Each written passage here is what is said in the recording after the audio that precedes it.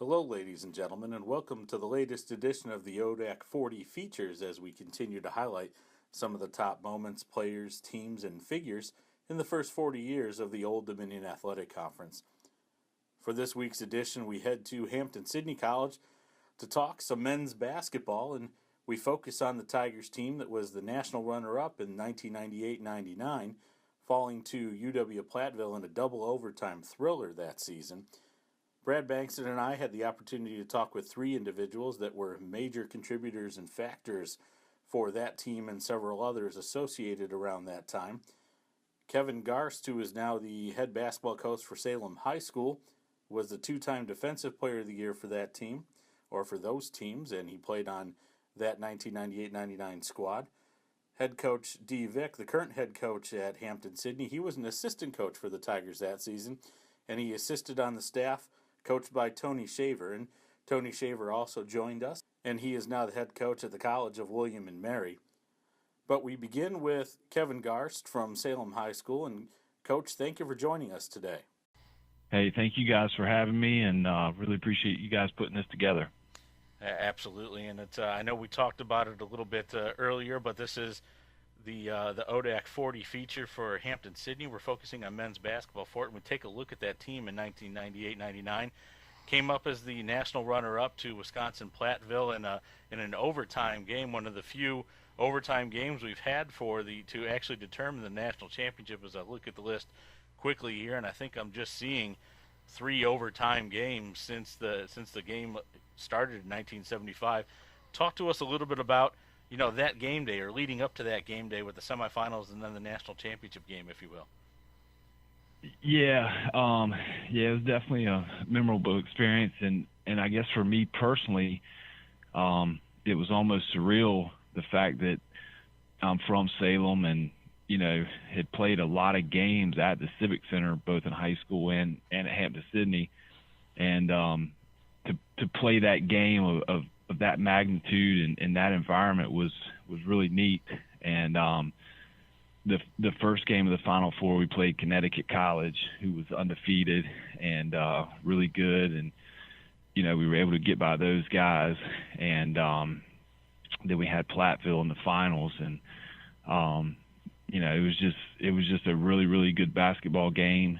And it came down to obviously double overtime, and came up just a little bit short. Kevin, what do you remember about that squad from '99 that maybe differentiated that group from the prior teams that you had? You had a lot of success at Hampden-Sydney. It wasn't just during that specific year while you were there. What stands out? Yeah, our that year, our junior class was really, really strong, and when they came in as freshmen, we had a chance to play together for 3 years, and each year I felt like we grew a little bit. And my sophomore year, we won the tournament and made it to the NCAA, and I think we lost in the first round. The next year, we won the ODAC, and then we made it to the Sweet 16. And the last year we won the tournament and made it all the way there. But I just think there's a lot to be said for the experience on that team. I think over time, guys just really developed roles. Guys really bought into the system, really played for each other, and it's just a great team to be a part of. I guess if you had to ask some of those that were around there, you were the defensive, stellar player for them. What, in your mind, and maybe you're going to say yourself, but if you do, I'll give you credit for that. That'd be great. Who was the MVP of that team that year? Yeah, I mean, honestly, I don't think you could really pinpoint it. I think everybody did have a different role. Like I say, the class behind us had 4,000-point scorers in it in one class, which is almost unheard of.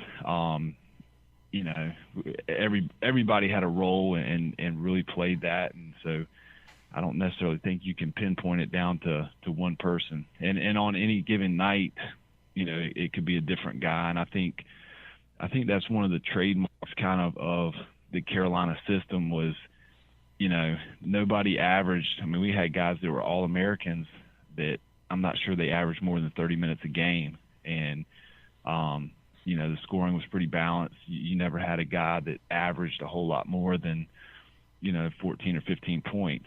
And now maybe one night they might go off and play really well. But, I think, again, that's one of the trademarks of the Carolina system is just kind of the team first mentality.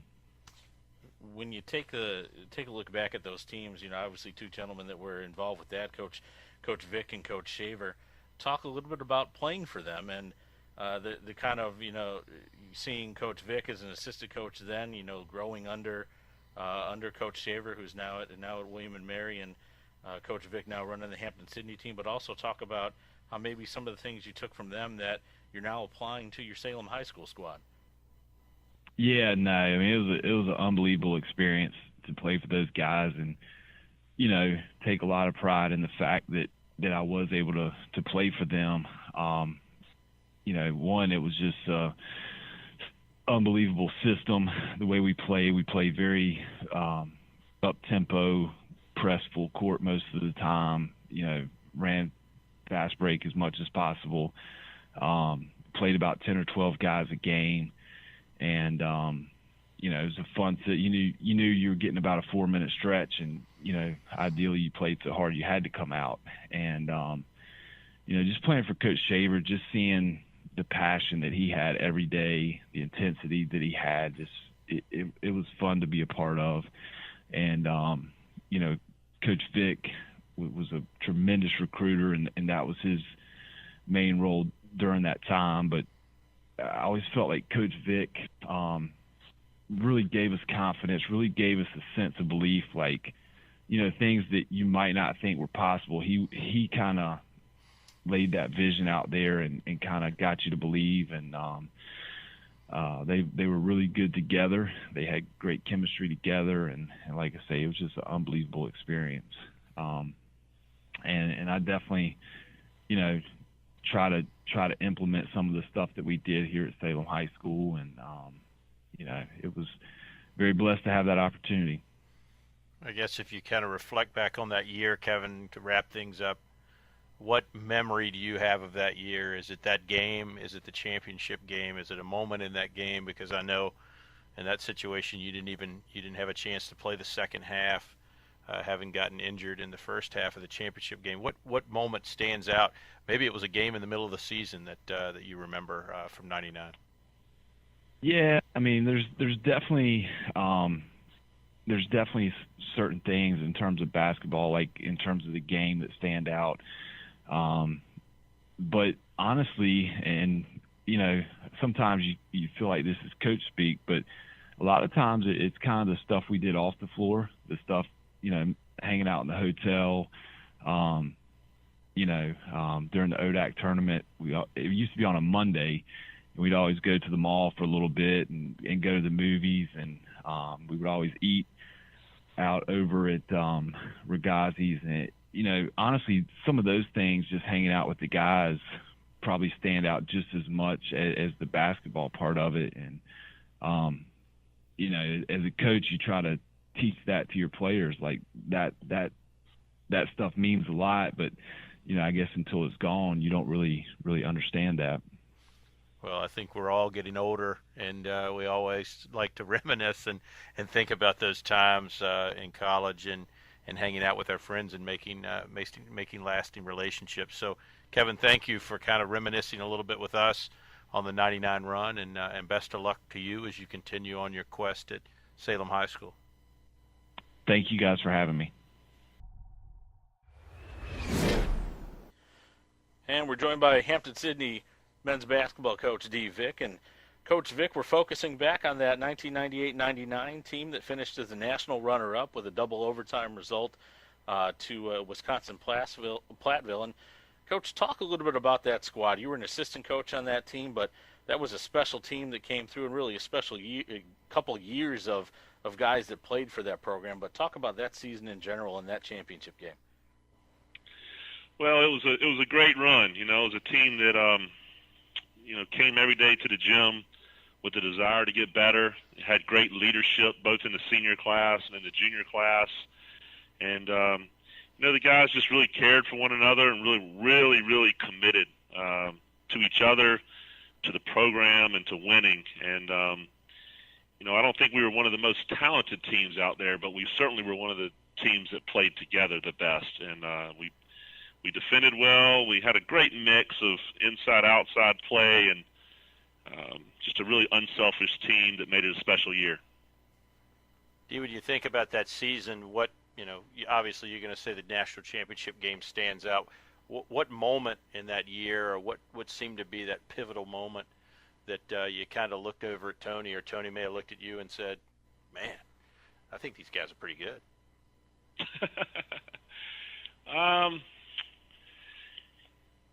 I think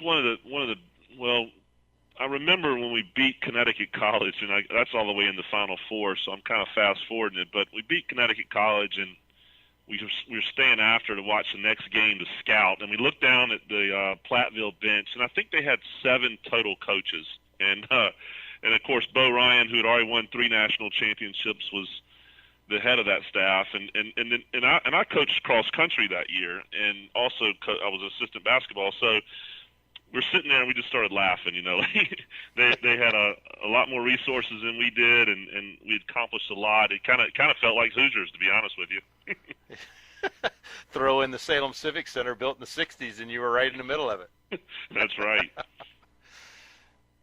Well, I think that championship game, I guess, to kind of pivot to that, so you win the game against Connecticut College, you're thinking to yourself, man, this may be it.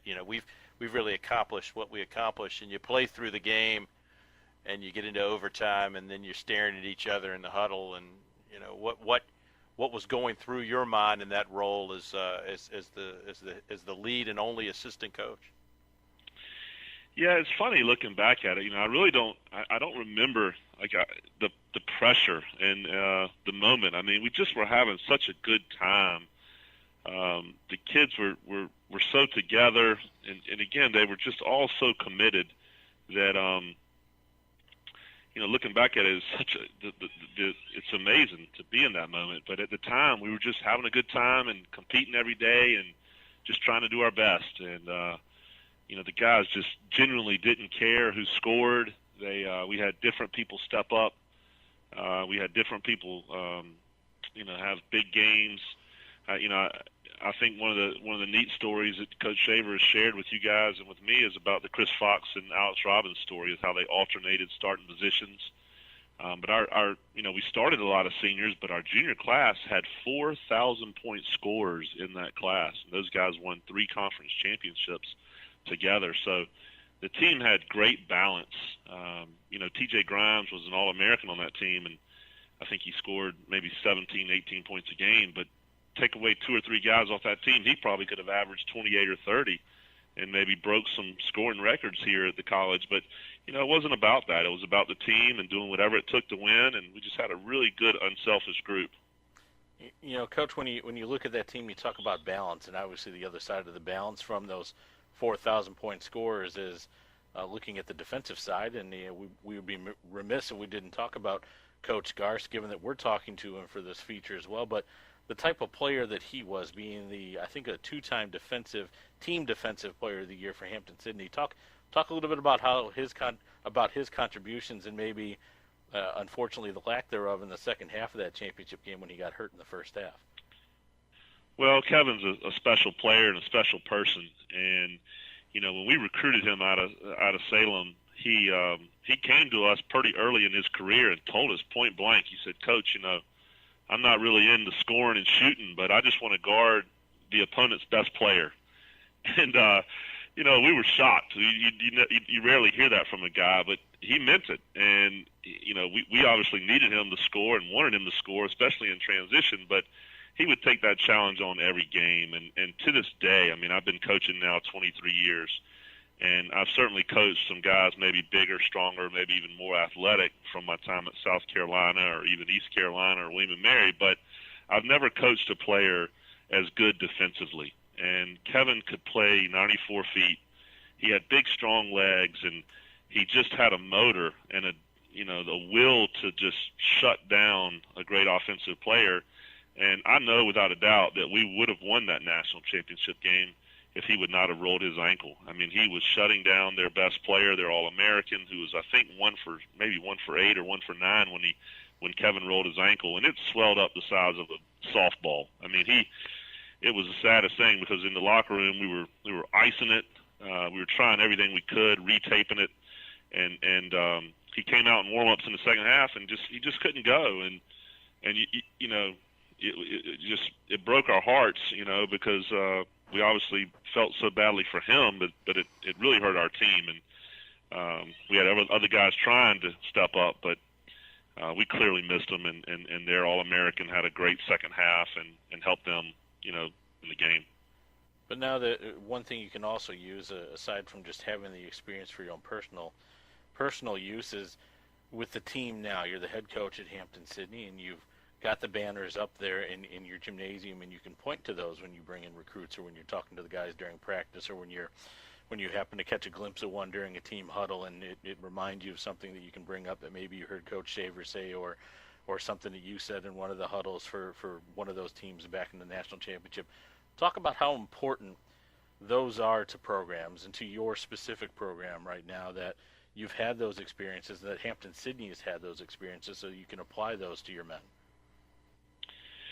Well, our players are probably tired of me talking about them, but I definitely occasionally in practice will stop practice and look back to those days, because, the guys were, again, like I mentioned earlier, they were so committed. I mean, Kevin Garst and Jeremy Harris, on Friday nights, they weren't at the fraternity circle socializing. They were in the gym, and they loved to get in there and get better. They were just so committed to their development and to the program, and I know we got those guys a really nice ring, and on that ring there's 3 years, because we weren't able to afford getting a ring every year they won a conference championship, but those guys were a part of 3 championships, and so they got a really nice ring that we all still appreciate and enjoy. But they just work so hard, and while they, you look up there and you see that, I think it really helped not just Hampden-Sydney, but the ODAC. I mean, since '99, I think it's at least 7 teams have been back to the Final Four, with Virginia Wesleyan winning a national championship, and Guilford's been a couple times, and Macon, and so I really think it really helped the whole league as a whole. Yeah, summing things up, you think about that team, and you're going to give me the typical coach kind of line, I'm sure, but is that the best team you've been involved with? Go back to your playing days too, because you had a chance to play at Hampden-Sydney with some teams that were probably pretty decent then too. Well, it's definitely, I don't think it's the most talented, but I definitely think it was the best team. The very next year after Coach Shaver and I graduated, those guys with Hobbs and Alex Robbins and Kevin Garst, those 4 juniors returned, and I moved on to East Carolina University that year, but followed the program closely, and I believe the team was 26-0 going into the conference championship game against Roanoke College. Coach Moyer ran a triangle in 2, and it was very disruptive, and Hampden-Sydney lost a close game. So they're 26-1, and they got a bye, went to the NCAA tournament, played in the second round at home against Maryville, and lost at a buzzer beater, a game that I came back and watched. And, those guys they had won 3 conference championships, those juniors, and they wanted to win 4 in a row, and they wanted to not just get back to the national championship game, but win it. They had a phenomenal year, but it just came up a little short, and so that team was pretty special as well. But as far as being together, having a great balance, I think it's definitely the best team in Hampden-Sydney history. Well, Coach, thank you for taking the time out to reminisce with us back to 1999, and maybe even we didn't get a chance to go too deep, but we won't date you but so much to know how far in the 90s you actually went. Well, I'm just so thankful to be a part of it and still have great relationships with those guys, and it means the world to me to see David Hobbs and Kevin Garst with their families now. They're successful in their homes and at work, and it's just some great relationships for them. So I was grateful to be a part of it. And we're joined by Tony Shaver, the head coach of William & Mary men's basketball and the former head coach at Hampden-Sydney College, and he was the head coach of that team that went to the national championship game and finished as national runner-up in 1999. Coach, thanks for joining us today. Happy to talk about Hampden-Sydney, that's for sure. Absolutely, and that was one heck of a team you had there, actually one heck of several teams you had there during that time, but specifically that program, the one that went to 2 overtimes with UW-Platteville. Talk a little bit about that team and just that championship experience.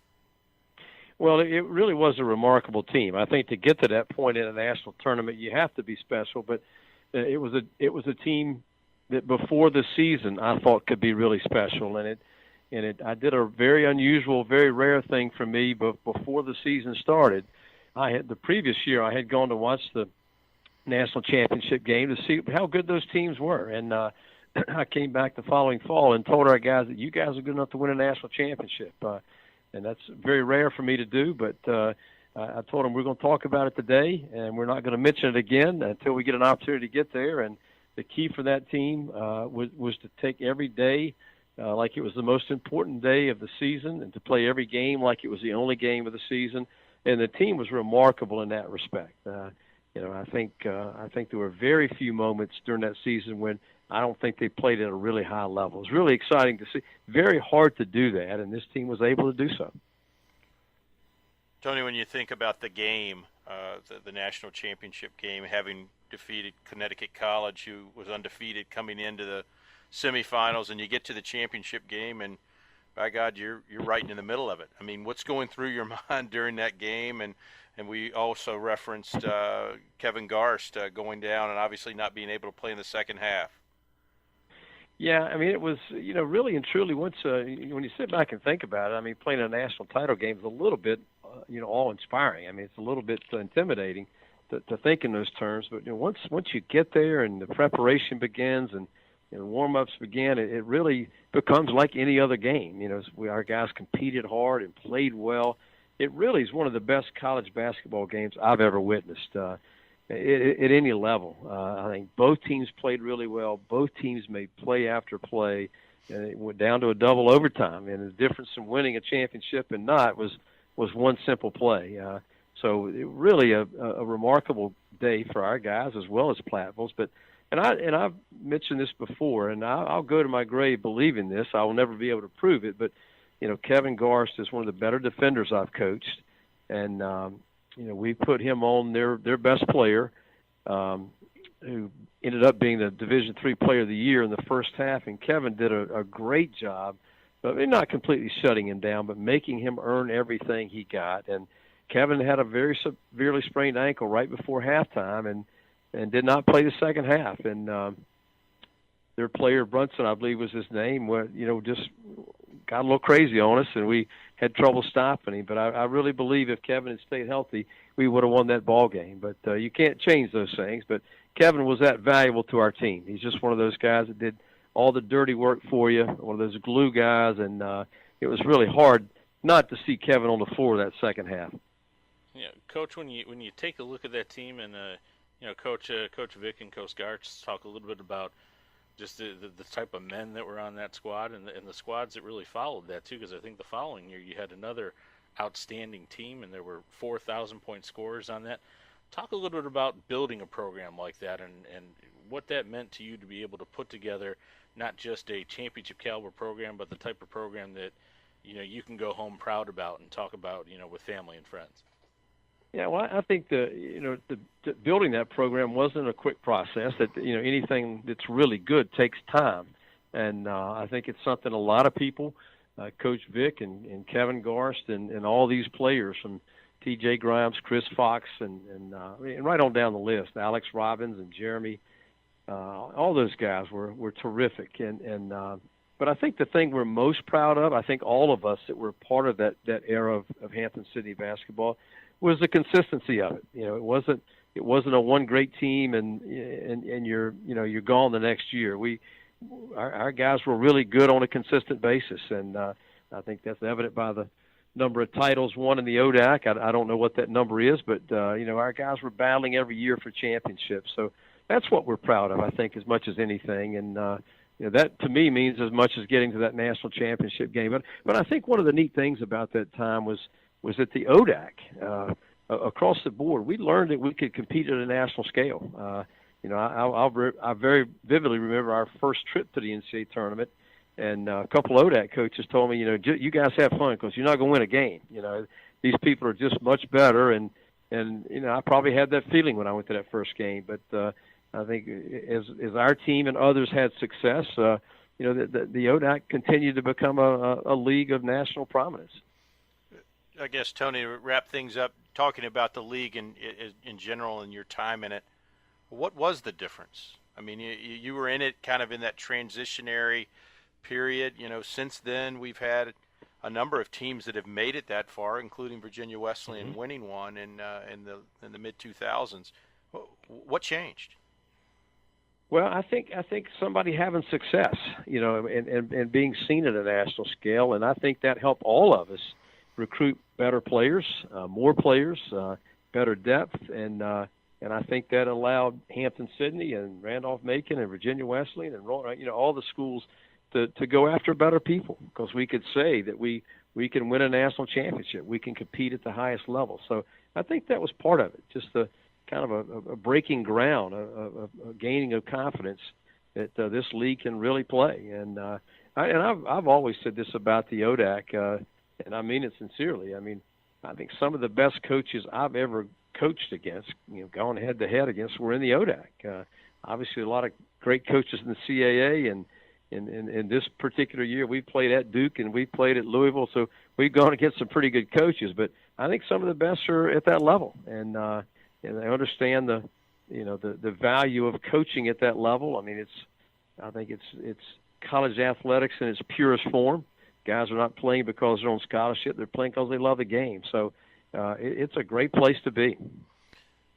Parting shot, Tony. Was this the best? Was that the best team you ever coached? And that's a tough question to answer. Yeah, it probably was. I mean, it probably was. It's hard to single out one or two, but probably was. And then I really felt maybe, and this still gives me chills to think about, but I really think the team that I left when I took this job at William & Mary, very, very hard decision for me. That might had a chance to be the best. That was a very talented team as well. But that was one of the best for sure. Well, Coach, we appreciate you joining us today and talking about Hampden-Sydney for our ODAC 40 feature. And thank you very much, and good luck to you the rest of the ways. I know you got a trip for yourself coming up here. Well, thanks. It simply was one of the greatest periods of my life and in my family's life. We loved Hampden-Sydney, and I raised three boys there, and it will forever be a special place for us.